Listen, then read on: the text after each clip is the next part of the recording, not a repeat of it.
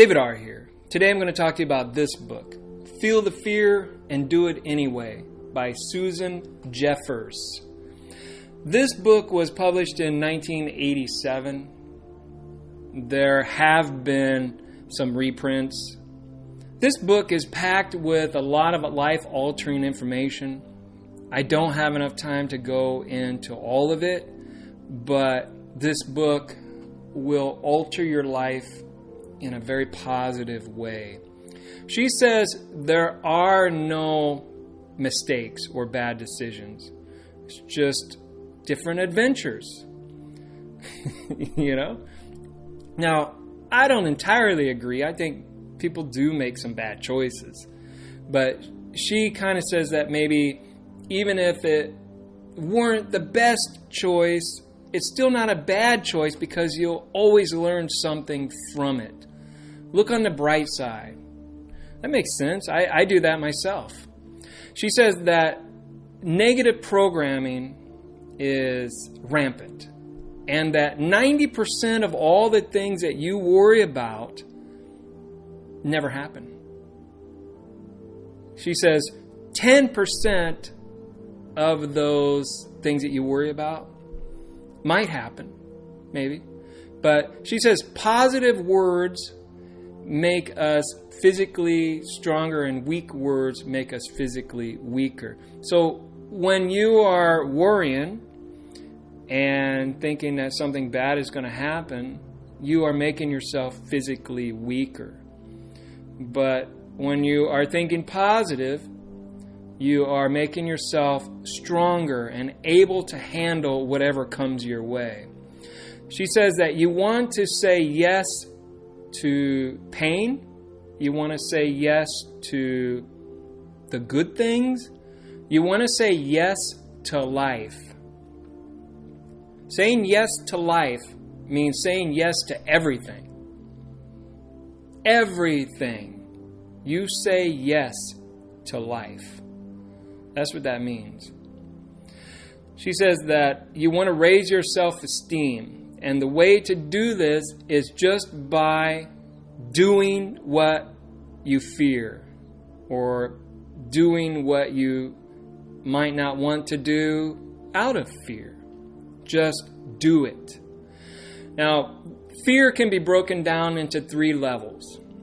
She says there's level 1 fears. These are things that happen, like aging, children leaving home, retirement, perhaps illness, wars. Level 2 fears, these are fears that reflect your sense of self and your ability to handle the world, such as rejection, success, failure, being conned, helplessness. And level 3 fears is just a summation of levels 1 and 2. And it's called, I can't handle it. I can't handle illness. I can't handle making a mistake. I can't handle helplessness. I can't handle being conned. I can't handle failure. I can't handle not getting a job. So all you have to do to diminish that fear is to develop more trust in your ability to handle those situations. Instead of saying I can't, you want to say, I can, or I will, or I am able to handle those particular problems. She says that you want to take responsibility for your life and not blame others. She says, and I don't entirely agree, but everything that happens to you in your life is your responsibility, mine. I don't know. I mean, if I'm driving down the road, somebody runs into me and causes me to be paralyzed, is that my fault or is that my responsibility? I mean, that person is responsible for how they drive. And if they crash into me, cause me grief, that is on them. I'm the victim. She says not to have a victim mentality, and I agree, but there are times when we are victims. She says that, men blame women for things. women blame men, kids blame adults. That is true to an extent. She also says that most of us are not aware that we live in a moan and groan society until we stop moaning and groaning. We stop complaining and we change. But the problem with this change is that our loved ones or our friends or family, whoever, they may not want us to change. They want to keep us down with them. They may not even know that they're doing this. Maybe some of them do. But you want to not be arrogant about your change. You want to make it easy for them by not, throwing out words like, you're so negative, or you never do this, or I'm going to do this and that, and whatever. You don't want to be like that. Just take it easy. Change doesn't really happen overnight anyway.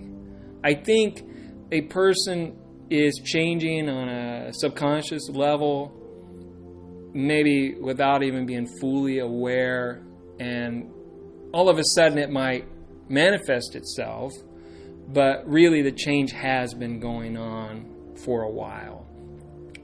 So in conclusion, this is a self-help book. It's not a psychology book on conquering phobias.